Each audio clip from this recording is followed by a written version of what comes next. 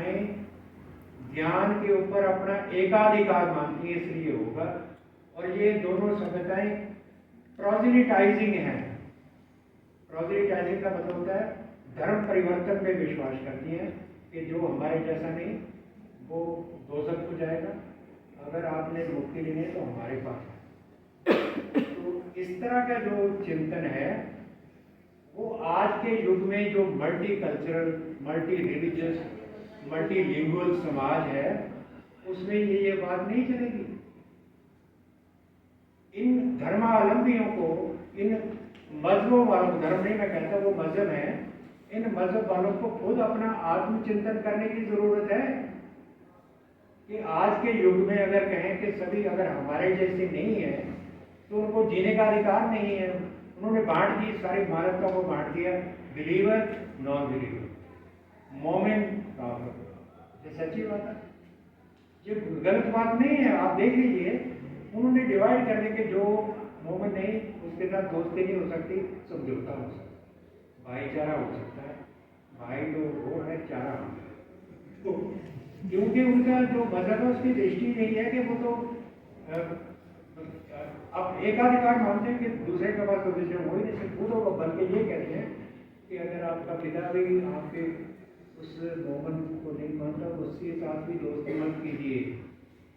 हम तो ऐसा नहीं करते। हमारे तो जैसे एकम सद विप्रा बहुधा बदंती, ऋषियों ने कहा है, गुरु नानक देव भी यही कहते हैं। गुरु नानक देव कहते हैं एका सुरति जेते हैं जीव, सुरत भी होना कोई न की। जितने दुनिया में जीव हैं उनकी एक ही सूरत है, उसके बगैर कोई पैदा नहीं हुआ। जे ही सूरत तेहा तेन राह, जिस जीव की जैसी कॉन्शियसनेस है, सूरत ही है, वैसा ही वो रास्ता चुनता है। और गुरु गोविंद सिंह जी ने इसी बात को अपने ढंग से कहा है कि आप अपनी बुद्धि है जेती वर्णत भिन्न भिन्न तो है। हे प्रभु, जितनी किसी मानव के पास जैसी जैसी बुद्धि है वैसे वैसे वो आपका वर्णन है। तो हम तो प्लूरलिस्टिक हैं, हम इंक्लूसिविस्ट हैं। हमारी जो दृष्टि है वो सर्व समावेशी है, ये किसी सभ्यता की है। तो सीखना तो उन्हें हमसे चाहिए। हमारे ऋषियों ने डायलॉग की बात की है, गोष्ठी की बात की है। गुरुओं ने भी सिद्ध गोष्ठ जब लिखा तो उसमें गुरु नानक देव जी तो कहते हैं कि जब लग दुनिया रही है नानक, जब लग दुनिया रही है नानक, किछ सुनिए किछ कही, पहाड़ रहे हम रहन न पाया, जीवत्या मर गए। गुरु जी कहते हैं कि जब तक दुनिया में रहो कुछ सुनो और कुछ कहो, क्योंकि मैंने सारी दुनिया में खोजबीन कर ली है कि कोई भी हमेशा रहने वाला। ये परम सत्य तो यही है कि हम सभी ने जाना है। तो जब तक जियो संवाद करो, संवाद ही ज्ञान का एक रास्ता है। मैं बहुत सी बातें आपसे शेयर करना चाहता था, और लेकिन मैं समझता हूँ कि आप नए नए विद्यार्थी हैं और हिंदू स्टडीज़ में आपने प्रवेश किया है, इसके लिए आपको बहुत मुबारक। अपनी सभ्यता और संस्कृति को अकादमिक लेवल पे समझने की बात अपने मन में सोची है, और इससे मानवता का कल्याण होगा। क्योंकि आज मानवता को हमारे ऋषियों की विजडम की ज़रूरत है। हमारे ऋषि जो है वो किसी इनविजिबल गॉड की बात तो करते नहीं, उनका तो मेडिटेटिव विजन है।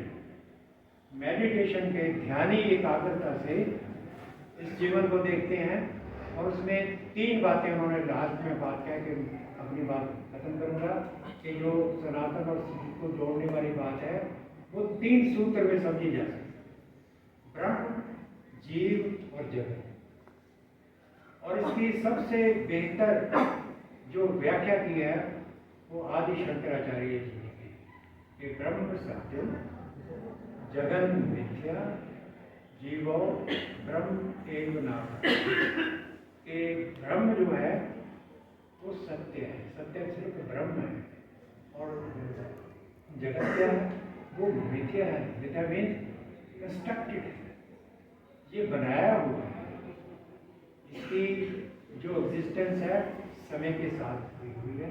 समय आता है, उत्पत्ति होती है और प्रलय होता है। इसलिए इसका जो गुरु नानक देव जी ने बात कही थी कि शून्य, शून्य से क्या कहा, उन्होंने कहा शून्य सुनो ब्रह्मा विष्णु महेश उपाय। वो उसी मालूम होने की बात है, मैंने अभी होने की वजह सुनाई थी। वो कहते हैं सृष्टि रचना कैसे होती है कि शून्य से ही उस ब्रह्म ने ब्रह्मा विष्णु महेश को, और ब्रह्मा विष्णु महेश क्या है, ये प्राइम सिंबल है। वो क्या है, कर्ता धर्ता और क्रिएटर सस्टेनर। ये वैज्ञानिक अमल है, प्रक्रिया है जो सारी सृष्टि में व्याप्त है, हर चीज के ऊपर लागू होती है। जो जन्म है सो रोग व्याप्त, जो जन्मता उसने मरना है। तो मतलब हमारे जो सनातन धर्म की जो फिलॉसफी ऑफ लाइफ है वो बहुत रेलेवेंट है, क्योंकि ये विज्ञान के ऊपर टिकी हुई है। विज्ञान का संबंध हमारी संस्कृति से है, और किसी धर्म ग्रंथों में विज्ञान की खोज ही नहीं की जाती। अगर जर्मन आए ना, उन्होंने वेद लिए, उन्होंने देखा कि हमारे जो विज्ञान की अंतर्दृष्टियाँ हैं। एक रिसेंट बात मैं आपको बताता हूँ। आज एक क्वांटम फिजिक्स की बात आ रही है।